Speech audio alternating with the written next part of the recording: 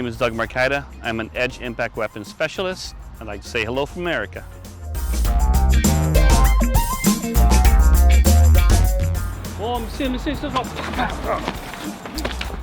One of the things you want is to be able to use things that are everyday things that you can have in your hand. So in this particular case, my awareness level is here, but I can get to my weapon at any time. So in this case, this is to keep him at distance. Now my pen is here. If something happens, my hand can use this. I can move, stab, hit, cut here, here, here. Or sometimes, again, if he attacks, I can block and hit. Hit the throat, hit the eyes, hit the groin, knife is there, hit the knee, and then escape. I got into Kali when I was around 25. I was actually in the Air Force, and I was training martial arts then. I've always trained martial arts all my life, but I was always afraid of weapons. It wasn't until I got into the Air Force, I started training with some guys in martial arts, that I bumped into a guy who showed me the weapons arts of Filipino martial arts, and they called it Kali. I joined it, I learned it, I became enthralled with it, and now that's all I've been doing ever since, and that was over 25 years ago. I like Kali because to me it's a realistic art in terms of combat.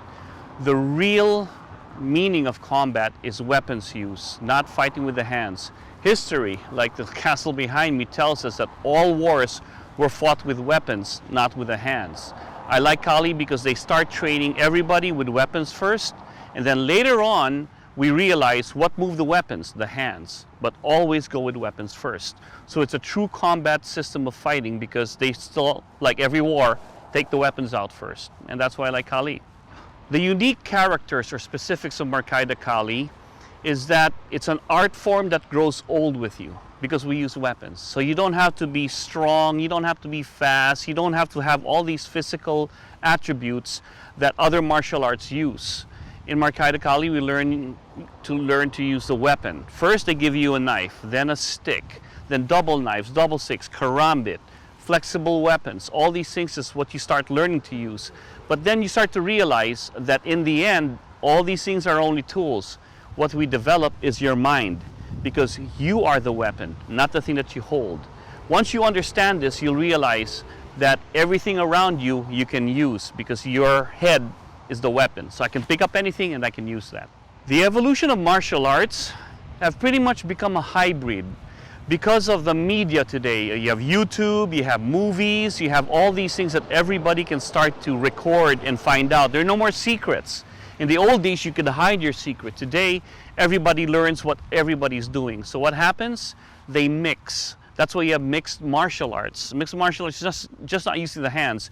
You learn to find out what everybody's doing and then find your own way, and then that's how you evolve. So today's martial arts, you can see the evolution because everybody mixes what they do. You have traditional martial arts that try to keep everything alive from tradition, but in reality, if you cross-train, if you take different martial arts, it's an evolution because in the end, you'll start to give your own style out.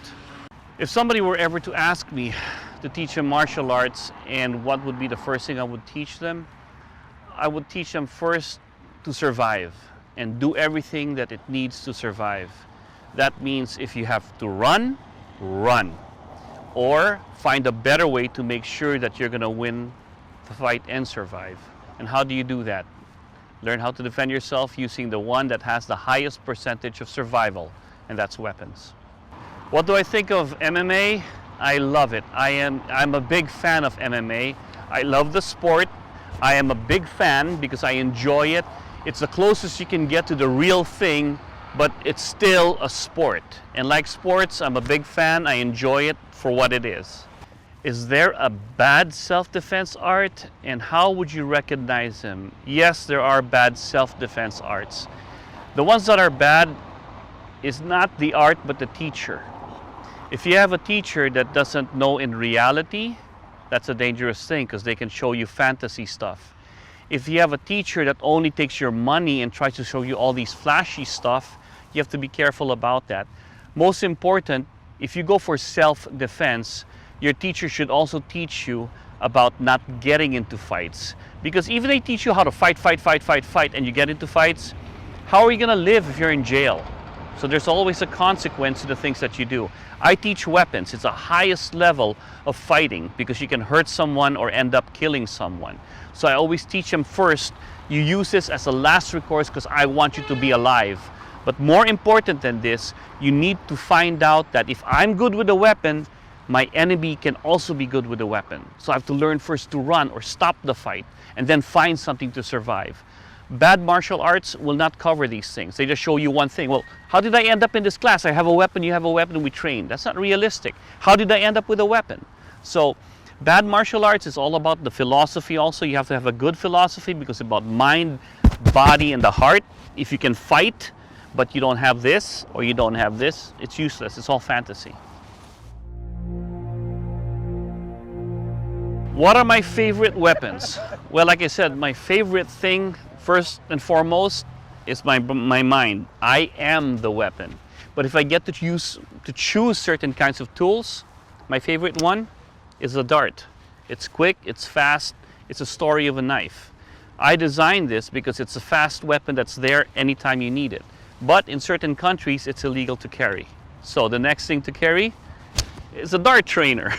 And the trainer in itself is also effective, may not be edge, but it's impact.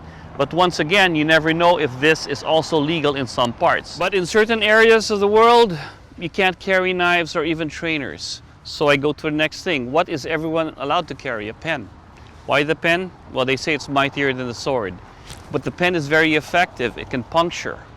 It can also poke. It can scratch. If you know how to use it very well, it's effective. If you don't have a pen, I like to use headphones. Headphones are the styles of ropes or a garrote. It's got distance. You can flick it. You can hit with it. You can move around, choke with it. If it breaks, you hit with it because it's also not just this. It's attached to every part of my body. But once again, I don't want to use every physical part of my body. But what's available to you all the time? Cell phones. Usually it happens when you're here. Now you use your cell phone. So everything that is around you is a thing that you want to use. The most effective weapon is your mind. And what does your mind to say? Use what's available when you need it.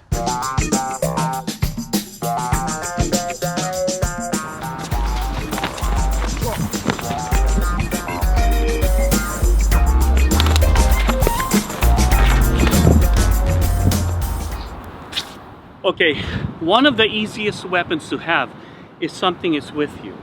So a lot of people are using headphones in the streets. The initial thing here I did with my friend Ralph is that when he attacks, the first thing I do is I use it to distract him. Once I distract him, I follow up with impact. Now I have distance. When I have distance, I make it stronger. And now I use it like a whip. Now, people don't believe that this is strong. It is wire, but if you hit the eyes or the nose, and I don't know if you can hear it. Can you hear that? Can you hear the whip? Can you hear that? Okay, now, if you don't believe it, on the back of my hand, watch. This will not kill you. It's supposed to distract you. After you hear the whip, you still have elbows and hands and knees.